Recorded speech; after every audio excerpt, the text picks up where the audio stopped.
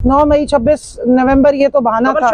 इमरान खान असल में निशाना था। तो मसला ये है कि ताले तो जो है वो एक तो आहनी तरमीम के लगा दिए गए हैं और कुछ लोगों की ईगो है जिसकी वजह से इमरान खान साहब को वो बाहर नहीं आने दे रहे। अब तो पूरी दुनिया ने देख लिया है कि इमरान खान आज अगर अंदर है तो वो पाकिस्तानी कौम के लिए एब्सोल्युटली नॉट कहने की सजा भुगत रहा है।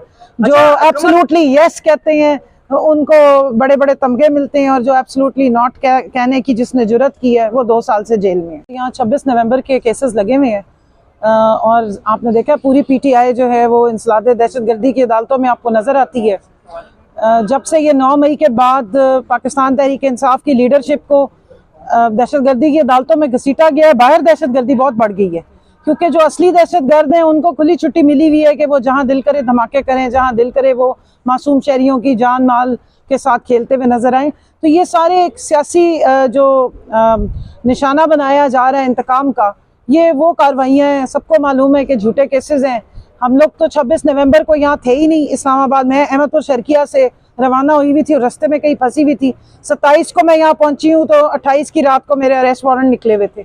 तो जब इस किस्म से कानून तो वाकई बिल्कुल ही अंधा गूंगा बहरा हो चुका हुआ है, तो हमारी तो इस्तदा है कि मेहरबानी करें, इतना टाइम और इतना रिसोर्सेज जो हैं वो आप पाकिस्तान तहरीक इंसाफ की लीडरशिप को और कारकुनान को टारगेटिंग करने में जो ज़ाया करते हैं उसकी बजाय आप फोकस करें और मुल्क से दहशतगर्दी खत्म करें। जहां तक लाहौर के केसेस की बात है तो 9 मई के हवाले से आज इमरान खान साहब के 8 केसेस की कल हियरिंग हुई है। फैसले जो हैं, क्योंकि पाकिस्तान में सबसे ज़्यादा महफूज फैसले ही होते हैं, तो आज वो महफूज तरीन फैसला आ जाएगा। अल्लाह करे कि इंसाफ ही अपहोल्ड किया जाए और जो उनकी नाजायज़ केसेस उन पे बनाए हैं उनमें उनको ज़मानत मिले। तो हम सारे उम्मीद भी कर रहे हैं, दुआई भी कर रहे हैं, क्योंकि ये नाजायज़ बेबुनियाद केसेस हैं। ना आज तक सीसीटीवी फुटेज सामने आई, ना 9 मई की प्रोसिक्यूशन जो है वो एक ऐसे मजाक लगता है जिस किस किस्म की बातें की जा रही हैं।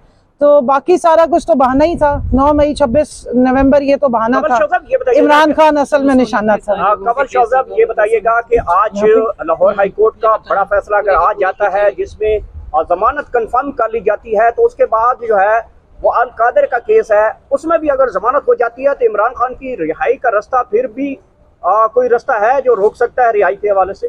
देखिए जी, इमरान खान साहब ने कोई ना दहशतगर्दी की थी, ना अल कादर जो केस है वो कोई केस है, इसलिए वो लग नहीं रहा। लग जाएगा तो 20-30 मिनट के बाद वो फारिग हो जाएगा। आज 229 लोग यहाँ पर हाजिरी दे रहे हैं। बाकी पाकिस्तान की हर अदालत में इमरान खान साहब के और बुशरा बीबी के केसेस, इधर भी अभी आवाज पड़ी थी बुशरा इमरान खान की। आप सोचें कि दोनों मियाँ बीवी जेल में,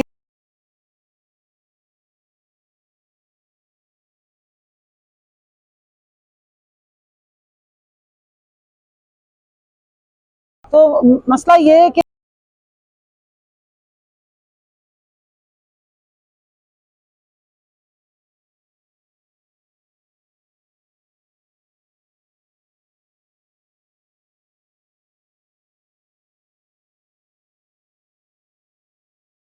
जो एब्सोल्युटली यस कहते हैं उनको बड़े बड़े तमगे मिलते हैं और जो एब्सोल्युटली नॉट कहने की जिसने जुर्रत की है वो 2 साल से जेल में है। कमल साहब आप अपोजिशन में हैं और अपोजिशन का काम होता है आवाज उठाना। अगर